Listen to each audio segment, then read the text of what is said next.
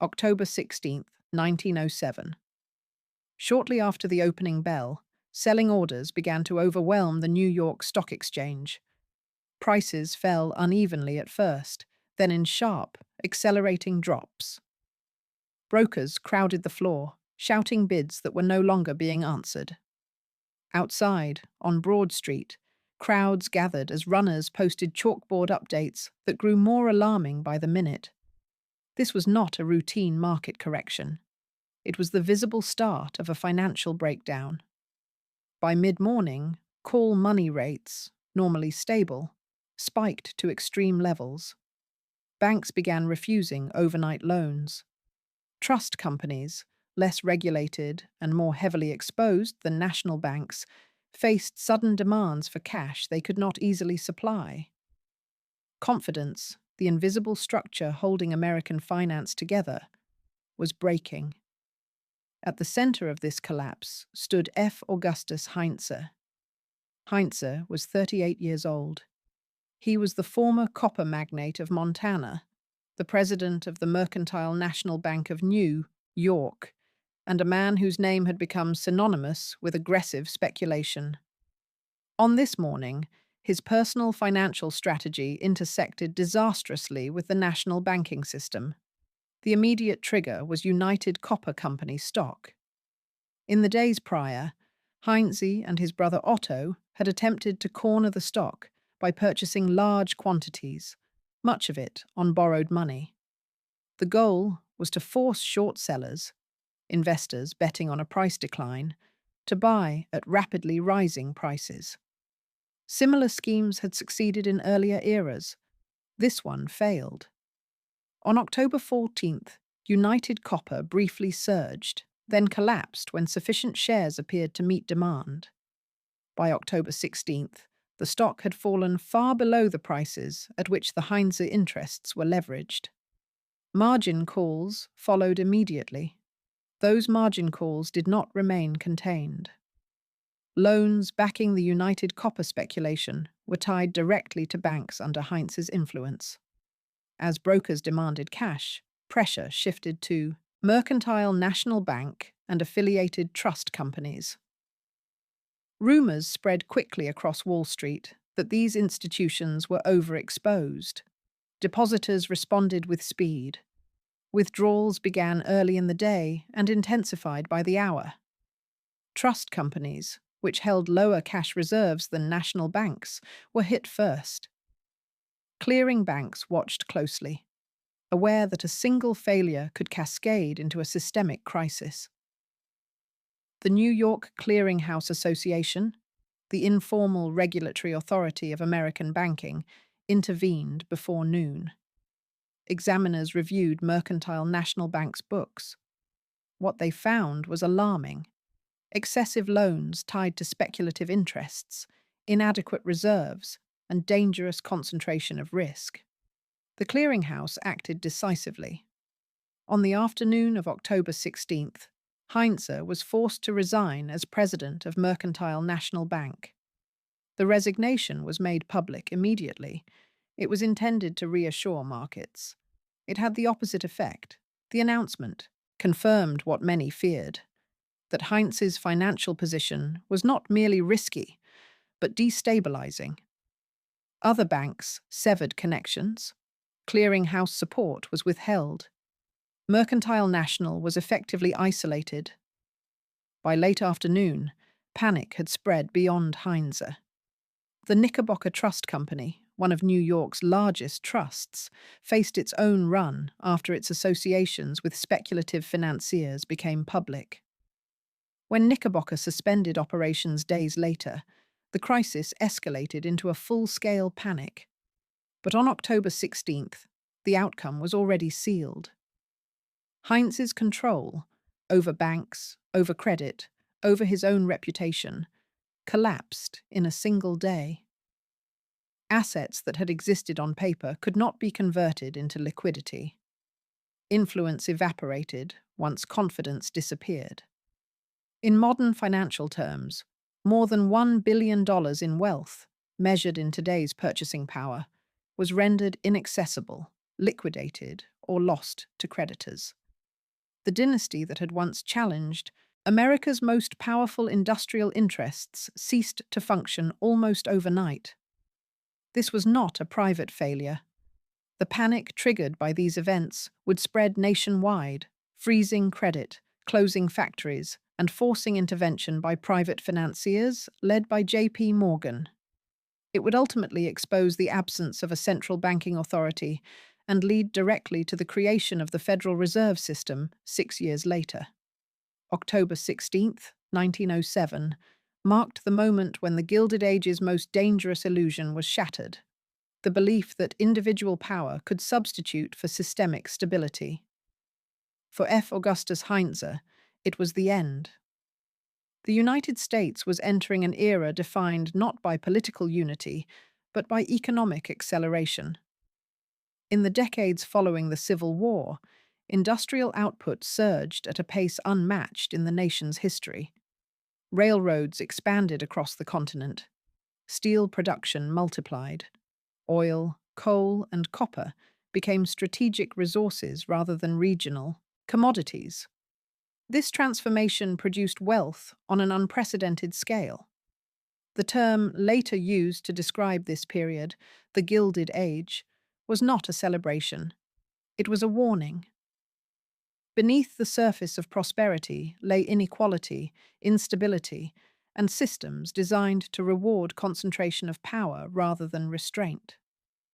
Fortunes were made through three mechanisms: resource control, financial leverage, and weak regulation.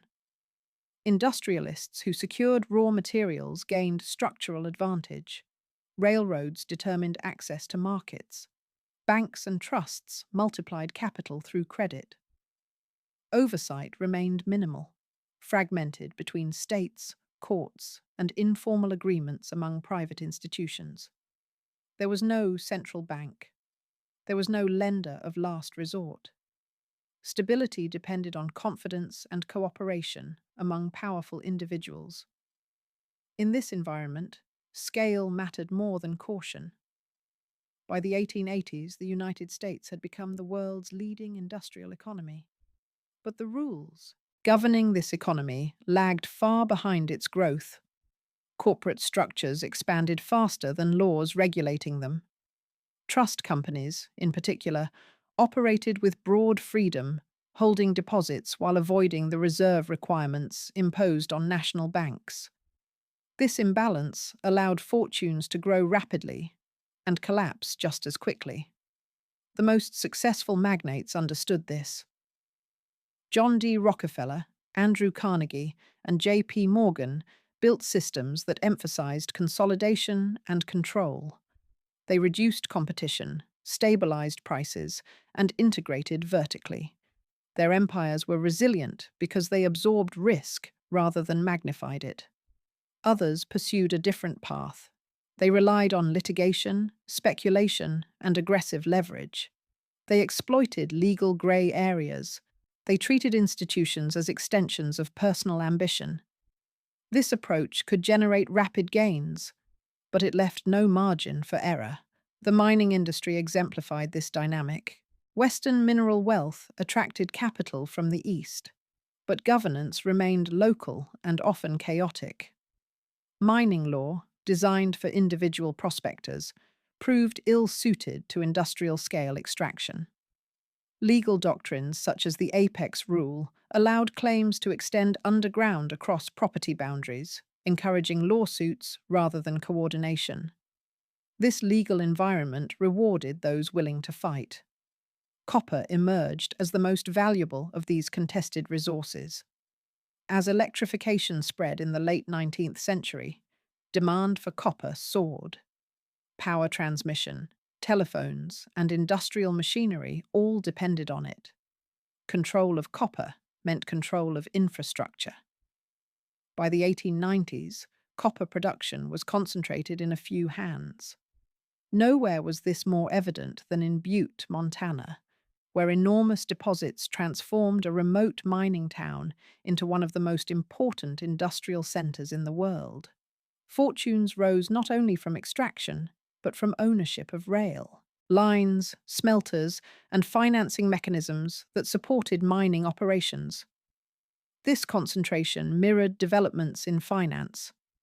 Banks extended loans against industrial assets. Trust companies accepted deposits and invested aggressively. Call loans, short-term loans secured by securities, allowed speculation to expand far beyond available cash. As long as asset prices rose, the system functioned. When they fell, it did not. The Gilded Age machine rewarded confidence, speed, and scale. It punished hesitation. There were few brakes and no airbags. Failure was sudden, public, and absolute. This was the system into which Augustus Heinze advanced. He did not invent its mechanisms. He inherited them. He learned to operate within a framework that celebrated domination and minimized accountability. The techniques that elevated him were the same ones that destabilized the system. By the early 20th century, cracks were already visible. Economic panics in 1873 and 1893 had demonstrated how quickly confidence could evaporate. Each crisis produced temporary reforms, but none addressed the absence of centralized monetary authority. Private financiers continued to act as stabilizers of last resort. The machine kept running, faster each year. By 1907, leverage was extreme, oversight minimal, and trust companies deeply exposed. It would take only a single failed speculation, tied to the wrong institutions, to trigger collapse. That speculation would come from within the Gilded Age machine itself. In the mountains surrounding Butte, Montana, copper had been extracted for decades, but rarely with discipline or long-term vision. Mines were opened, abandoned, and reopened according to speculation rather than strategy. What changed in 1881 was not the presence of copper, but the arrival of Marcus Daly. Daly was born in County Cavan, Ireland, in 1841. He immigrated to the United States with little formal education and began working in mining camps as a laborer and clerk. By the 1870s, he had developed a reputation for understanding ore bodies, where they ran, how deep they extended, and which claims were worth long-term investment rather than short-term extraction. That knowledge proved decisive. In 1881, Daly purchased the Anaconda mine, a property that had been largely dismissed as unremarkable. Unlike earlier operators, Daly invested heavily in deep shaft mining, modern equipment, and systematic exploration.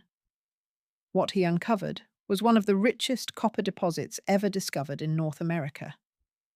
The timing could not have been more favorable. The United States was entering the electrical age. Telegraph networks expanded. Electric lighting moved from experiment to infrastructure.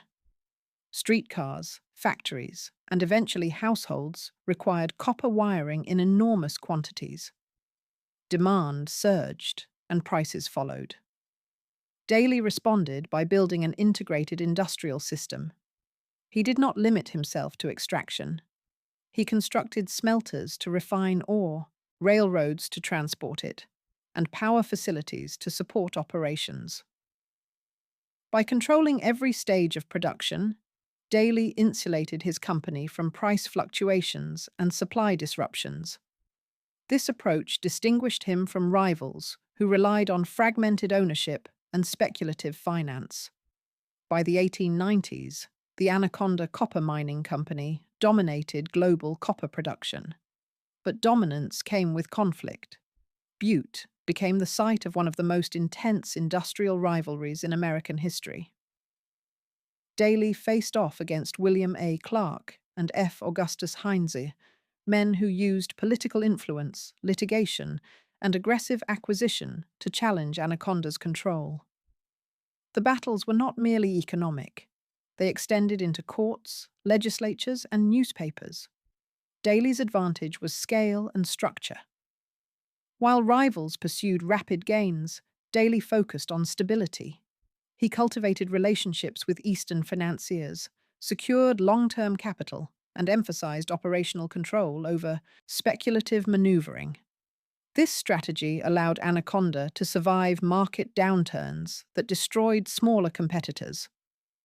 By the end of the 19th century, Daly was among the wealthiest men in America.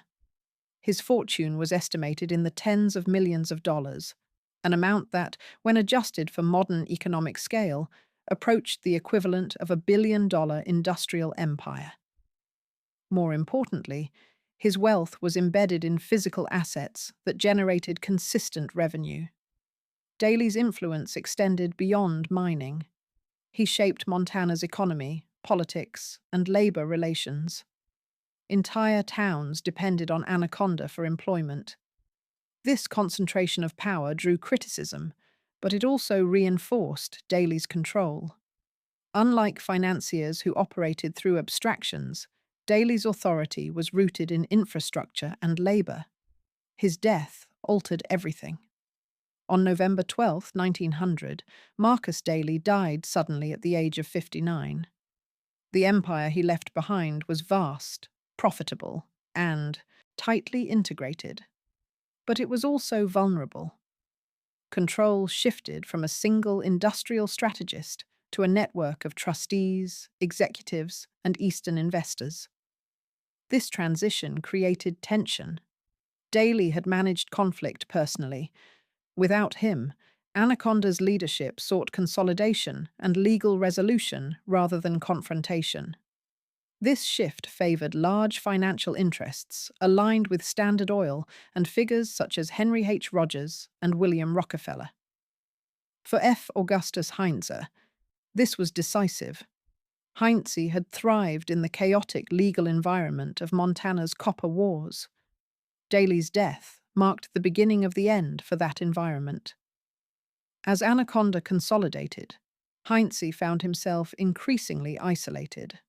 The copper empire endured, but the rules governing it changed. Daly's legacy was not merely wealth, but transformation. He had converted a frontier resource into an industrial foundation of modern America. Copper became essential to national infrastructure, and Anaconda became its primary supplier. But the empire Daly built was not designed to be inherited lightly. It required discipline, patience, and respect for scale, qualities that did not always align with the instincts of those who came after him. When control passed from the builder to the challengers, the balance that had sustained the system began to erode. The copper empire survived Marcus Daly. The men who tried to reshape it would not all survive the consequences. Friedrich Augustus Heinze was born in Brooklyn, New York, at a moment when American capitalism was becoming more technical, more legalistic, and more aggressive. He was not born into a finished empire, but into proximity, close enough to power to observe it, but distant enough to have to fight for it. His father was a mining engineer. Through education and profession, Heinze grew up around the mechanics of extraction rather than the romance of wealth. This mattered. He learned early that fortunes were not only dug from the ground, but defended in courtrooms and contracts. Heinze was educated at the Columbia University School of Mines, one of the most advanced technical institutions of its era. The school trained engineers and managers for large-scale industrial systems. Its graduates did not simply work mines. They planned them, financed them, and justified them legally. This education gave Heinze fluency in both geology and structure. By the early 1890s, he entered Montana's copper industry at precisely the wrong or right moment. The richest deposits were already claimed. Anaconda, under Marcus Daly, dominated production. For newcomers, growth through cooperation was nearly impossible. Heinze chose confrontation. The legal weapon available to him was the Apex Doctrine, a provision of U.S. mining law that allowed a miner who owned the surface outcrop of a vein to claim that vein even as it extended underground beneath neighboring properties. The doctrine had been designed for small-scale prospectors. Heinze used it at industrial scale. He strategically acquired surface claims above Anaconda's deeper workings, then sued for rights to the underground ore. These cases dragged on for years. Heinze often won, or forced settlements, by exploiting ambiguities in the law and favorable local rulings. The results were dramatic. By the late 1890s, Heinze controlled dozens of mines and extracted millions of dollars in compensation. He became a dominant employer in Butte. Workers often supported him, viewing his challenges to Anaconda as resistance to monopoly power. Critics saw something else. They argued that Heinze manipulated courts, delayed production, and destabilized an industry vital to national infrastructure. Even at the time, the legitimacy of some rulings was disputed. What is clear is that Heinze's success depended less on production than on pressure. Marcus Daly tolerated Heinze as long as he lived. Daly understood Montana's legal chaos and managed it personally. He preferred settlement to prolonged disruption. After Daly's death in 1900, that tolerance ended. Anaconda's new leadership, backed by Eastern capital, pursued consolidation and legal closure. Heinze was squeezed. By 1906, he was effectively forced out of Montana's copper industry. He sold many of his holdings under pressure. Some sales were profitable, others were defensive. What he gained was liquidity. What he lost was a stable industrial base. This loss reshaped him. Heinze did not transition into a quieter role. He sought a new arena where leverage could replace infrastructure.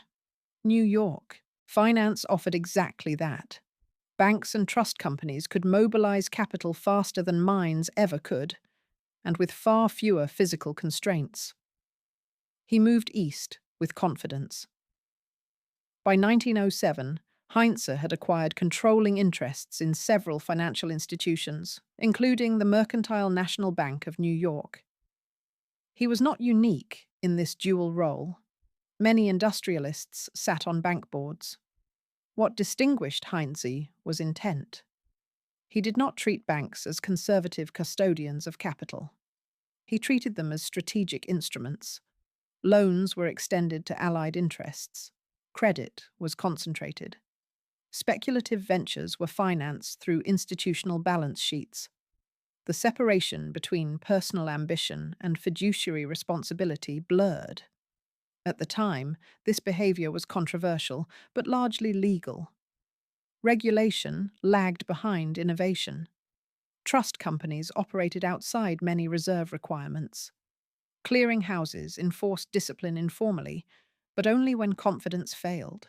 As long as markets rose, Heinze's methods attracted little interference. The habits formed in Montana followed him east. Legal aggression became financial aggression. Pressure replaced production. Victory was measured in dominance, not durability. Heinze had been shaped by conflict, and conflict remained his primary tool. But Wall Street was not Butte. In Montana, Heinze could influence courts and communities. In New York, power was diffuse, reputations fragile, and consequences immediate. The system tolerated boldness, but punished miscalculation without hesitation. By 1907, Heinze stood at the center of overlapping systems he did not fully control: copper markets, banking institutions, and speculative finance. The instincts that had elevated him now amplified risk. The Heir, shaped by conflict, was about to test a system that could not be intimidated. By the mid-1890s, Butte, Montana, had become one of the most valuable pieces of industrial real estate in the world. The city sat atop vast copper veins that powered the electrical transformation of the United States. Control of Butte meant control of copper. Control of copper meant leverage over modern industry itself. This concentration of value produced conflict on an extraordinary scale. The struggle that followed became known as the Montana Copper Wars, a prolonged battle fought not with armies, but with lawsuits, injunctions, political influence, and economic pressure. At its center were three figures: Marcus Daly, William A. Clark, and F. Augustus Heinze. Daly controlled Anaconda. Clark sought political and financial dominance. Heinze specialized in disruption. Heinze's power did not come from producing more copper than Anaconda.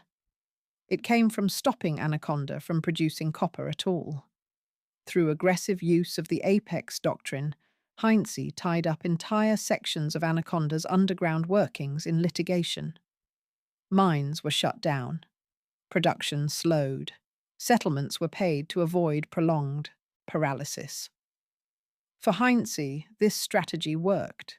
Between 1895 and 1900, he won or leveraged multiple court decisions that granted him access to ore bodies beneath Anaconda property.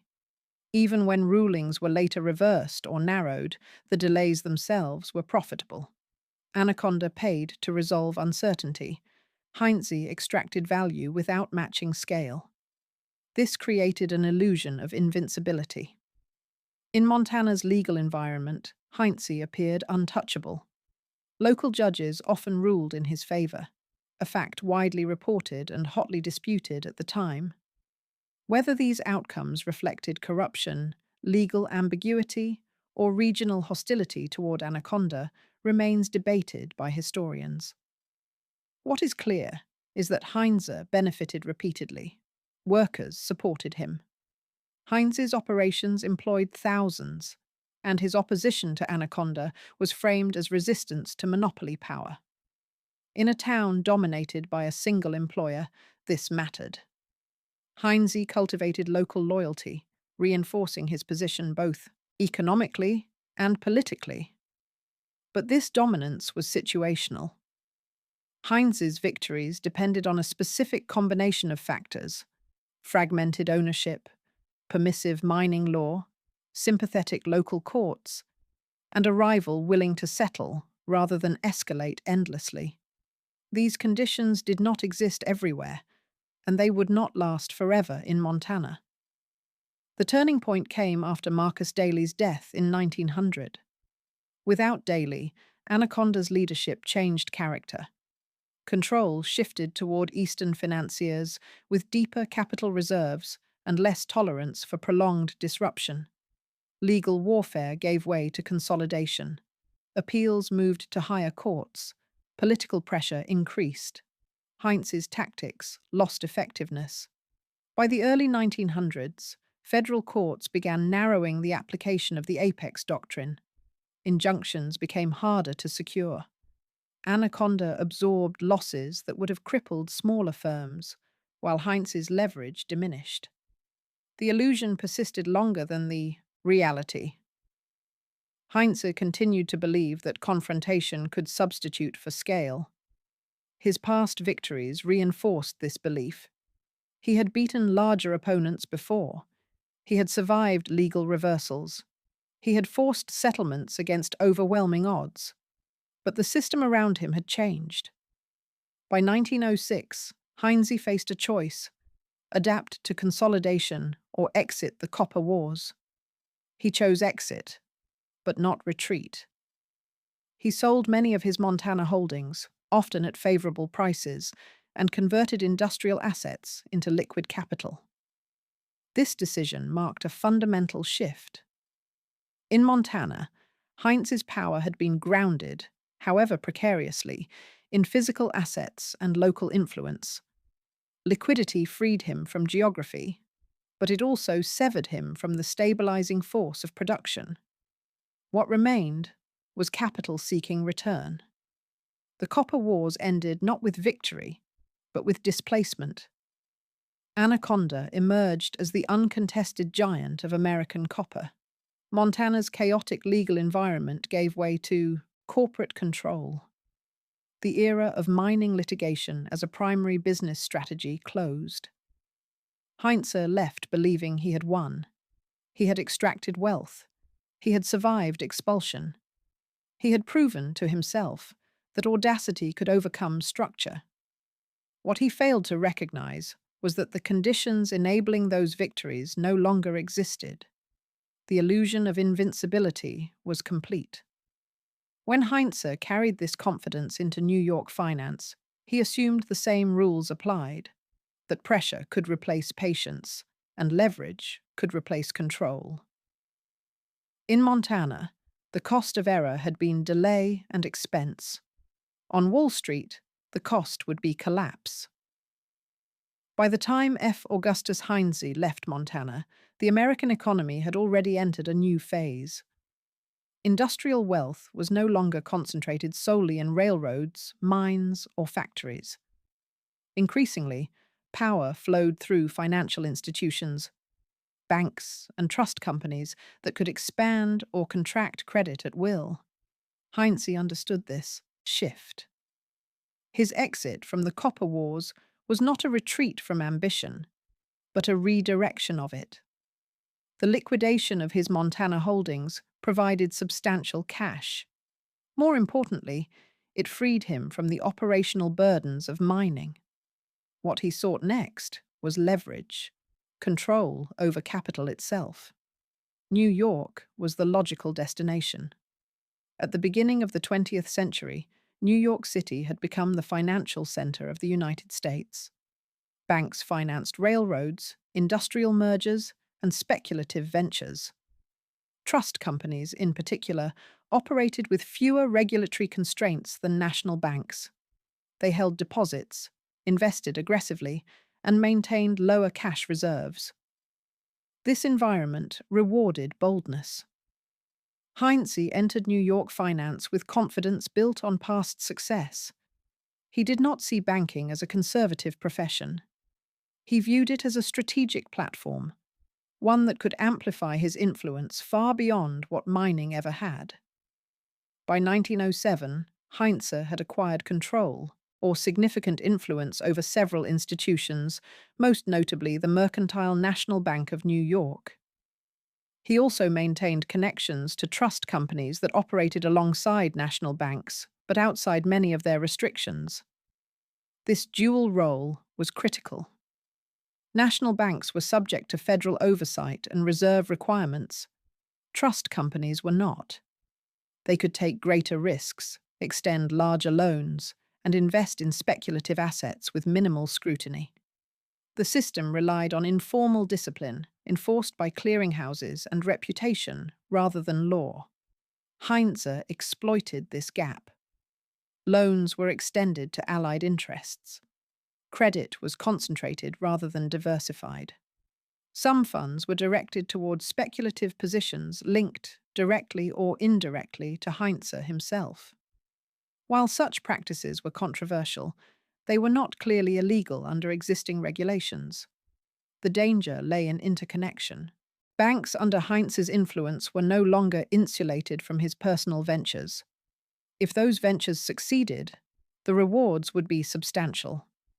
If they failed, the losses would propagate instantly through the financial system. This was a structural vulnerability.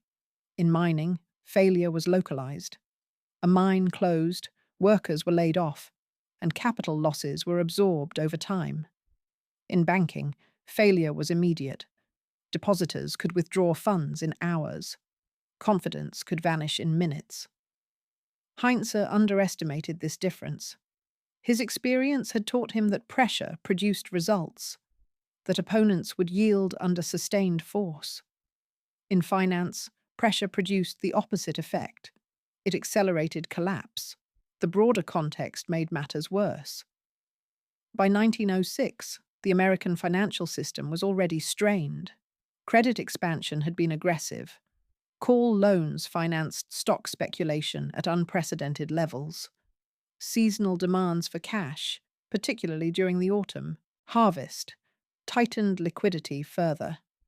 There was no central authority to manage these stresses. The U.S. Treasury could inject limited funds, but it was not designed to stabilize markets. Private financiers, led by figures such as J.P. Morgan, coordinated informally during crises. But this system depended on discretion and trust. Heinze did not have that trust. Eastern bankers viewed him as unpredictable. His Montana reputation followed him. While some institutions did business with him, few were willing to support him in an emergency. This isolation would prove decisive. Still, Heinze pressed forward. His control of banks gave him access to credit. That credit, in turn, encouraged risk. Speculation did not appear reckless when markets rose and loans were easily renewed. The warning signs, concentration, leverage, exposure, remained largely invisible to the public.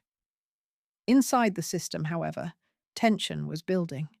The shift from mines to banks had magnified Heinze's power, but it had also removed the stabilizing foundation beneath it. He no longer controlled assets that generated steady revenue. He controlled institutions that required constant confidence to survive. This was the most dangerous position of all. By 1907, Heinze stood at the intersection of industrial ambition and financial fragility. His banks were engines of expansion, but also conduits of risk. A single failed speculation could now threaten not just his fortune, but the stability of institutions entrusted with public deposits. That speculation was already underway. October 1907. The final gamble that destroyed Augustus Heinze did not involve a new technology, an unknown resource, or a distant frontier.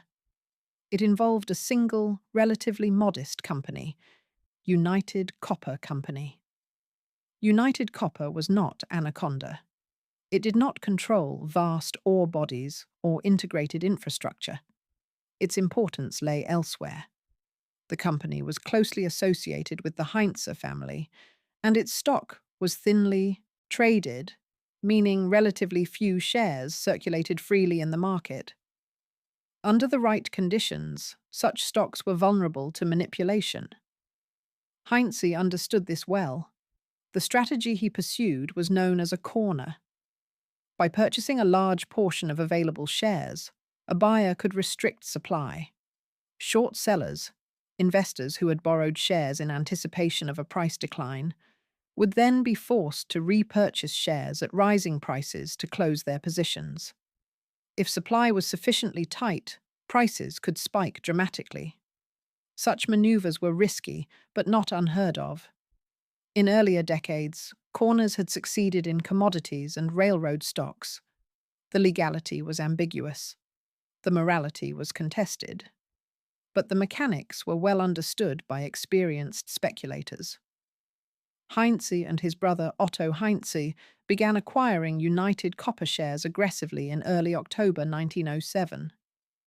Much of the purchasing was done on margin, borrowed money secured by the stock itself. As buying pressure increased, the price rose sharply. For a brief moment, the plan appeared to work. United Copper shares surged. Short sellers faced losses. Financial columns noted the unusual activity. Heinze's position, leveraged though it was, seemed vindicated. But the corner depended on a single fragile assumption: that short sellers would be unable to locate additional shares. That assumption proved false. Opposing interests, some motivated by profit, others by hostility toward Heinze, located stock that had not been accounted for.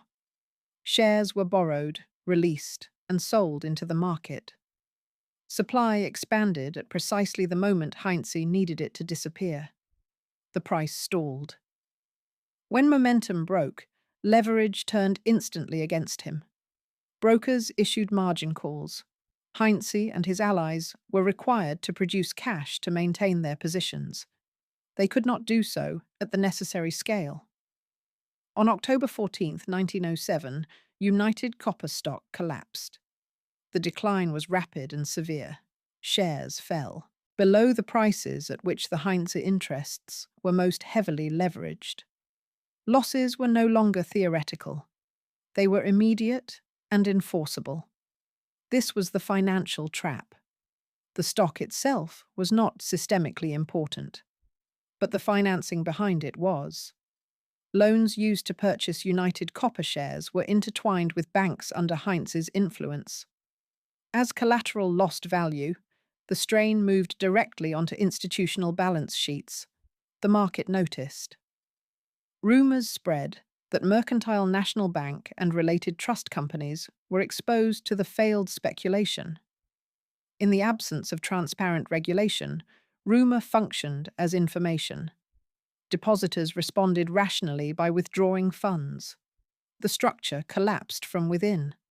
Heinze attempted to stabilize the situation by securing additional credit, but potential supporters hesitated. His reputation for aggressive tactics worked against him. No consortium formed to backstop his position. Without confidence, credit evaporated. By October 15th, the crisis was no longer confined to United Copper. Banks reduced lending. Call money rates spiked. Trust companies faced accelerating withdrawals.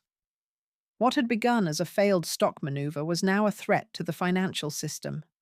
The mechanics were unforgiving. Leverage magnified both gains and losses. Thin markets amplified volatility. Interconnected institutions transmitted stress instantly.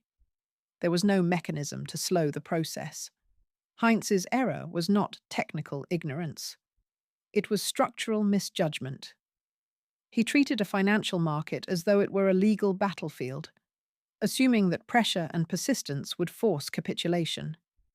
Instead, the market responded impersonally, enforcing obligations without negotiation. When United Copper collapsed, there was no appeal. The trap closed completely when Heinze's banking affiliations became public. At that point, the clearinghouse could no longer ignore the risk.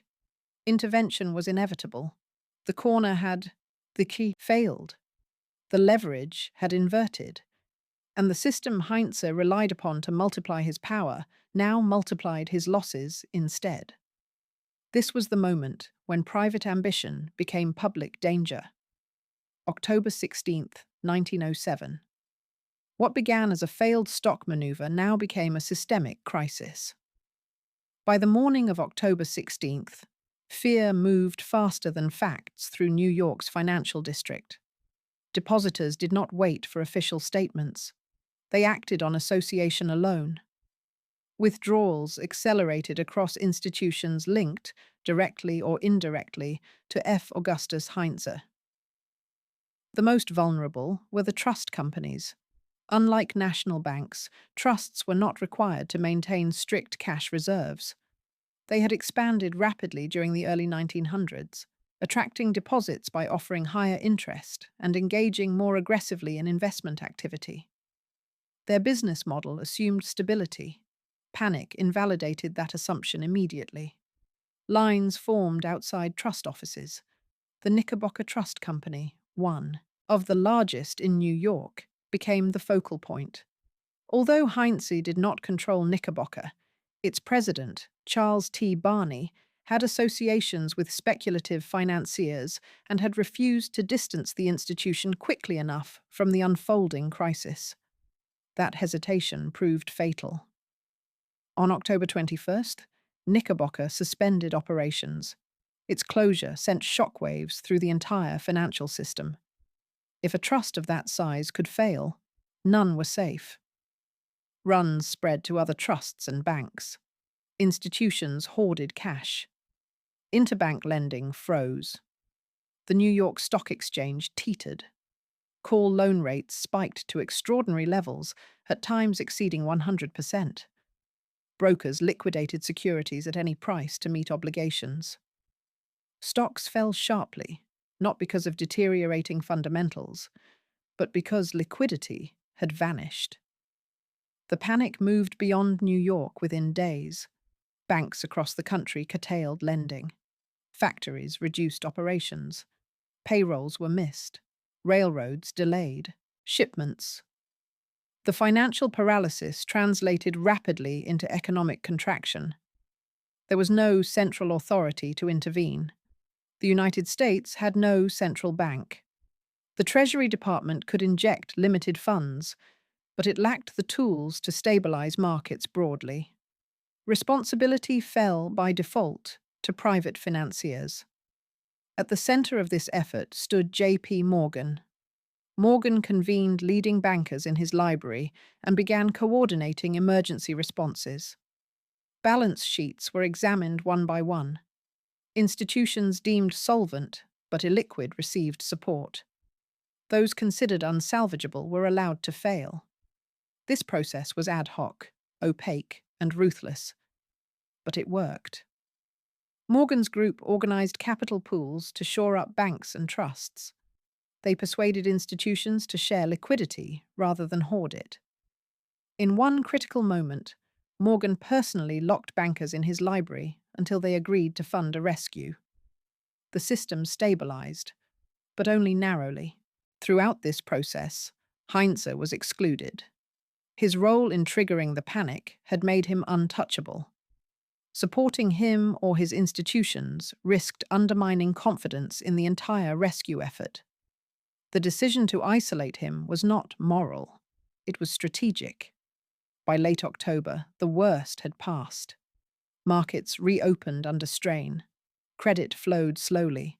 Losses were absorbed, but the damage was extensive.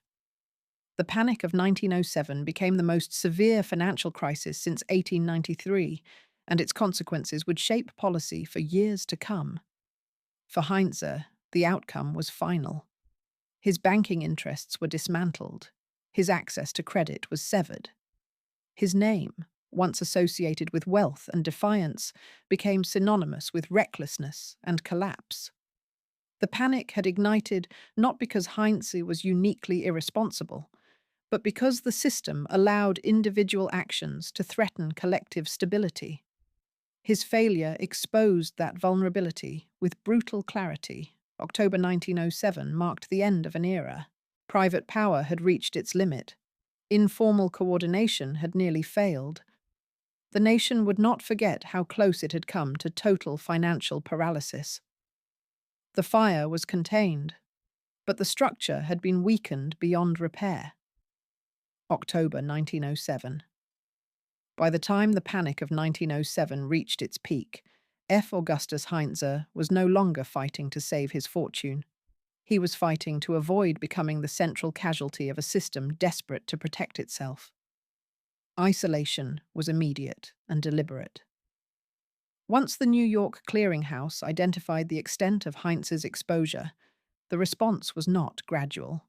It was surgical. Banks cut correspondence. Credit lines were withdrawn. Transactions involving Heinze-associated institutions were quietly refused. In a financial system built on trust, this amounted to expulsion. The most consequential step came on October 16th. Under direct pressure from the clearinghouse, Heinze resigned as president of Mercantile National Bank. The resignation was framed publicly as a stabilizing measure. In reality, it was an act of containment. Removing Heinze was meant to reassure depositors and prevent contagion. It failed. The resignation confirmed what the market already suspected, that Mercantile's condition was compromised. Withdrawals continued. Without clearinghouse support, the bank had no mechanism to access emergency liquidity. Within days, its effective control passed to regulators and receivers. This pattern repeated elsewhere. Trust companies associated with Heinze or his network were denied informal backing. Some suspended operations temporarily. Others entered liquidation. Assets were frozen, examined, and eventually sold to satisfy depositors and creditors. Heinze's personal position deteriorated rapidly. He could no longer leverage institutional authority to negotiate. Offers of private support evaporated. Even neutral intermediaries avoided association, fearing reputational damage. In finance, silence often signals judgment. The collapse now extended beyond institutions to reputation. Newspapers reported Heinze's resignation not as a sacrifice, but as an admission.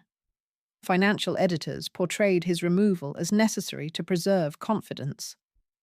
The narrative solidified quickly. Heinze had endangered the system, and the system had removed him. This framing mattered. Public trust in banks was already fragile. Any suggestion that insiders were protected at the expense of depositors risked reigniting panic. Making Heinze a visible example served a stabilizing function. Behind the scenes, legal mechanisms activated. Receivers took control of insolvent institutions. Loan books were examined. Insider transactions were scrutinized.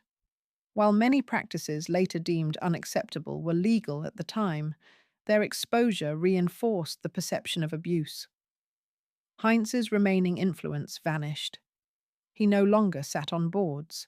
He no longer directed capital. He no longer shaped outcomes. The system moved forward without him, absorbing losses and restructuring under new assumptions. Systemic collapse had been avoided, but only narrowly. The panic revealed how close American finance had come to total paralysis. Without J.P. Morgan's coordination, multiple institutions might have failed simultaneously. That such intervention relied on private authority alarmed policymakers and the public alike. Heinze's downfall became inseparable from that realization. He was not the sole cause of the panic. Structural weaknesses, lack of central banking, inadequate reserves, unchecked trust companies were decisive. But Heinze's failure provided the trigger that exposed them. In that sense, his isolation was not merely personal, it was symbolic. The Gilded Age model of concentrated private power had reached its breaking point. When it faltered, the system responded not with loyalty, but with removal. Survival required sacrifice. By the end of October 1907, the immediate crisis had eased. Markets stabilized. Banks reopened cautiously. But Heinze did not return. He had been excised. The resignation that was meant to protect institutions had also sealed his fate. Once removed, there was no path back to influence. The system had adapted, and in doing so, had rendered him obsolete. Isolation completed what speculation had begun. October-November 1907. As the panic of 1907 intensified, the United States confronted a reality it had long avoided. There was no formal authority capable of stabilizing its financial system. In the absence of a central bank, responsibility fell to private individuals with sufficient capital, credibility, and coordination power. No one fit that role more completely than John Pierpont Morgan. Morgan was 70 years old in 1907. He was not an elected official. He held no public office. Yet when the crisis reached its peak, bankers, trust executives, and government officials deferred to him without hesitation. His authority was not legal, it was practical. Morgan's intervention began with triage. From his library on Madison Avenue, he summoned the heads of major banks and trust companies. Balance sheets were examined line by line. Institutions were categorized as either solvent but illiquid, or fundamentally unsound. Those in the first category received coordinated support. Those in the second were denied it. This process was brutal and effective. One of Morgan's key actions was the orchestration of liquidity pools. Major banks agreed, under pressure, to contribute funds to support endangered institutions. These agreements were not optional. In several documented instances, Morgan physically locked bankers in his library until consensus was reached. The stock market itself required intervention. On October 24th, the New York Stock Exchange faced imminent closure due to collapsing prices and vanishing credit. Morgan assembled a group of bankers who pledged millions in emergency funds to keep trading alive. Their intervention halted the immediate free fall. Trust companies posed the greatest risk. Because trusts operated with lower reserves and higher leverage, they were particularly vulnerable to runs. Morgan coordinated selective rescues, insisting on management changes and external oversight in exchange for support. This approach restored partial confidence, but underscored how improvised the system was. Throughout these efforts, the federal government remained largely on the sidelines. The US Treasury injected limited funds into the system, but it lacked both the scale and mechanisms to act decisively. The crisis revealed that national financial stability depended on private coordination, a fact that deeply unsettled policymakers. Morgan's power during the panic was unprecedented. He decided which institutions survived. He dictated terms. He exercised authority normally associated with a central bank. That this power rested in a single individual highlighted the fragility of American financial governance. Augustus Heinze played no role in these decisions. By the time Morgan mobilized his response, Heinze had been fully isolated. His institutions were excluded from rescue efforts. This exclusion was intentional. Morgan understood that credibility was the most valuable asset during panic. Associating rescues with Heinze risked undermining confidence entirely. The contrast was stark. Morgan represented stability, restraint, and consolidation. Heinze represented speculation, confrontation, and fragility. The crisis elevated one and extinguished the other. By early November 1907, the panic began to subside. Markets reopened cautiously. Credit flows resumed, though at reduced levels. The immediate threat of systemic collapse receded. Morgan's intervention had succeeded, but at a cost that could not be ignored. The nation had been saved by private power. This realization fueled public debate and political action. Editorials questioned why a democracy depended on a single financier for survival. Congressional inquiries followed. Economists warned that such reliance was unsustainable.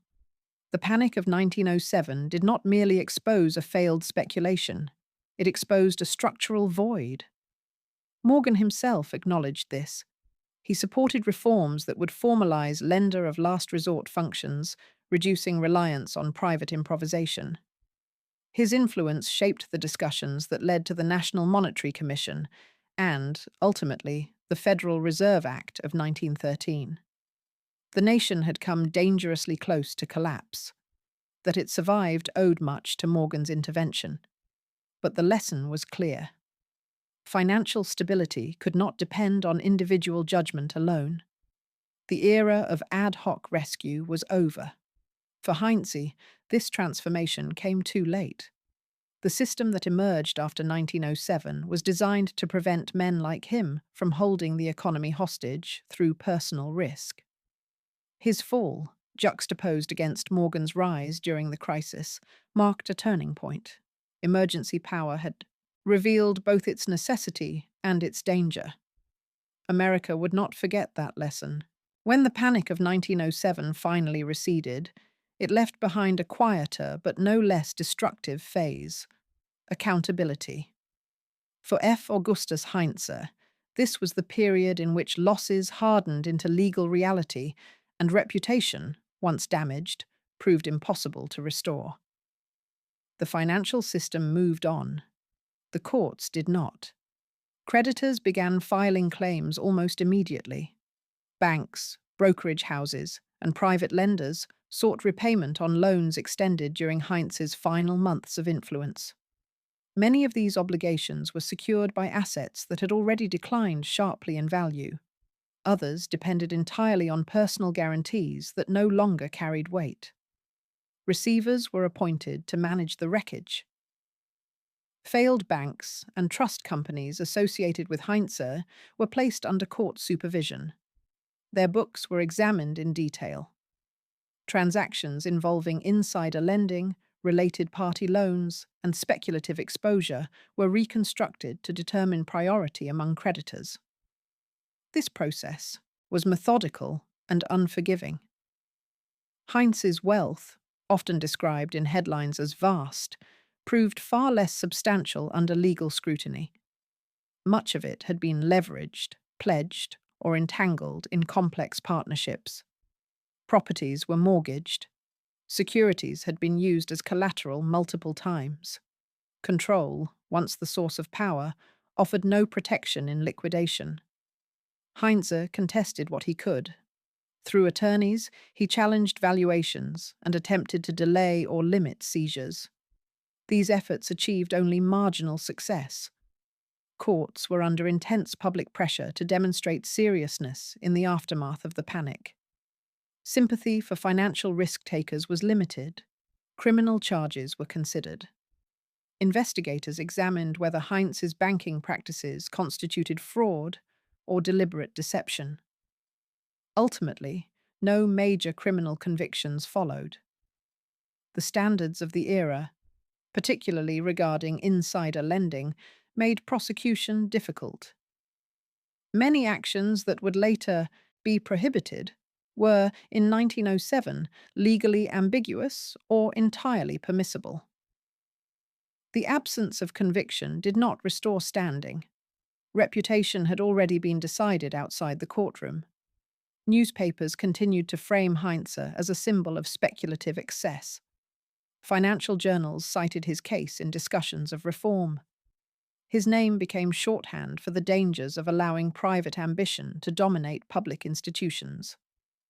Opportunities disappeared. Banks refused association. Investors declined partnerships. Even routine transactions became difficult. In an economy where trust functioned as currency, Heinze had been rendered insolvent in the most consequential sense. Meanwhile, the broader system absorbed the lesson. Trust companies faced increasing oversight. Clearinghouse practices tightened. Lawmakers pushed forward investigations that would culminate in structural reform. Heinze's downfall was repeatedly invoked as justification. By 1910, his role in American finance was effectively finished. He lived comfortably by ordinary standards, but far below the scale that had once defined him. He no longer influenced markets or institutions. He no longer commanded attention. His attempts to re-enter business were limited and closely scrutinized. The fortune could not be saved, not because assets vanished entirely, but because authority did. Without leverage, without credit, and without confidence, wealth became static rather than generative. Heinze survived, but only as a private individual, not a public force. The courts closed their cases. Creditors recovered fractions. The system stabilized. Heinze remained outside it. His fall illustrated a reality the Gilded Age had long resisted. That power derived from institutions was conditional, and once revoked, could not be reclaimed through wealth alone. The reckoning was complete. 6 years after the collapse of Augustus Heinze's financial empire, the United States fundamentally altered the way it governed money and credit. On December 23, 1913, President Woodrow Wilson signed the Federal Reserve Act, creating a central banking system designed to prevent the kind of panic that had nearly crippled the nation in October 1907. The Panic of 1907 was its most direct cause. Congressional records, economic studies, and contemporary reporting consistently pointed to that crisis as proof that the existing system was untenable. American finance had relied on private coordination, informal discipline, and the personal authority of men like J.P. Morgan. When that system was tested, it came close to catastrophic failure. Heinze's collapse occupied a central place in this reckoning. He was not the sole cause of the panic. Historians are clear on this point. Structural weaknesses, seasonal liquidity shortages, excessive leverage, weak regulation of trust companies, and the absence of a lender of last resort were decisive. But Heinze's failed speculation provided the spark that exposed those weaknesses simultaneously. That distinction mattered. In policy debates, Heinze's actions were cited as an example of how individual ambition could endanger systemic stability.